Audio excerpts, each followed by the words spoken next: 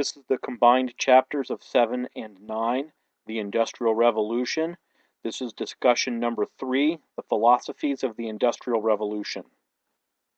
Tremendous changes of the social environment during the Industrial Revolution had a lot of people thinking, what is the most appropriate way that we ought to be dealing with these changes? Should we be treating people the same way? Should the employers have the same responsibilities? And so a lot of the thinking that happened during this time period was dealing with a lot of the changes that were going on in the industrial society.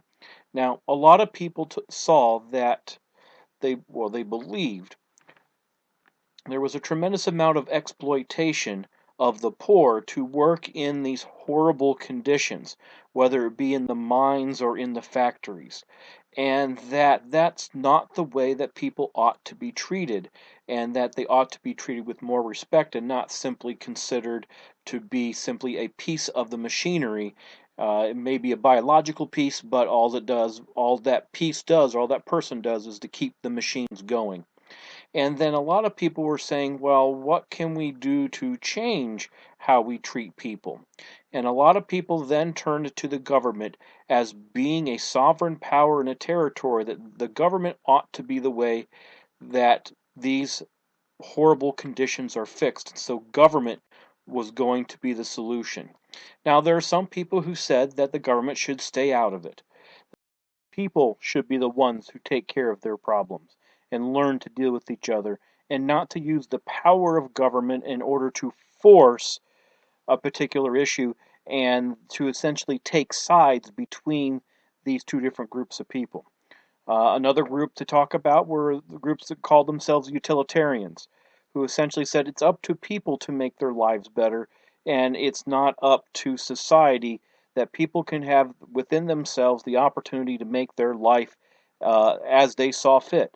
Another kind of phrase that kind of goes with utilitarians is that how do we determine what is good? We determine what is good by whatever provides the greatest happiness to the greatest number of people.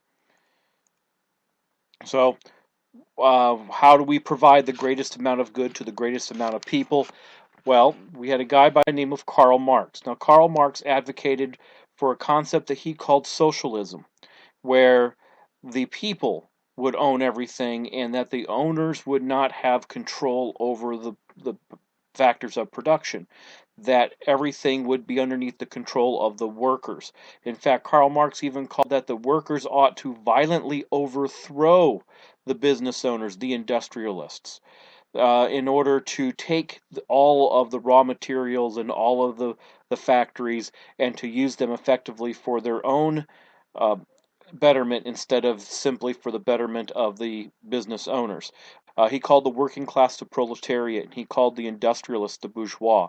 And these are going to be terms that you're going to be hearing pretty much for the rest of your academic life, because socialism is a really big influence on what happens throughout the rest of history.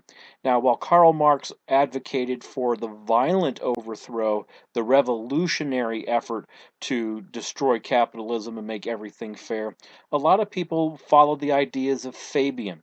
And Fabian actually advocated for an idea called social democracy, where we could institute the ideas that the working groups are the ones who kind of run things, and that the industrials shouldn't be so piggish about keeping everything, and that we'd gradually attain an idea of socialism where things are organized by the government for a more perfect world. A couple other guys that we hear about. Thomas Malthus was a very significant writer back in his time period, as we saw the population explosion. And even in the 21st century, we hear about Thomas Malthus as people worry about the fact that we have too many people on planet Earth and we need to do something to restrict the amount of people on planet Earth. And if we do that, we'll take care of the poverty, because the wealth will be shared amongst everyone and everyone will have a greater share with a smaller population. People worry about people dying of starvation, and they point to Malthus as saying that he was right. Uh, The statistics on that are a bit questionable, though. We also have some people who really didn't like the idea that machinery was taking the place of human effort, and that machines were creating everything instead of the artistic ability of humanity to make quality materials. And these people were so far against this idea of increased technology that they essentially wanted to go back to a farm pastoral life where it was just them, their animal, and planting seeds. And these guys were called the Luddites.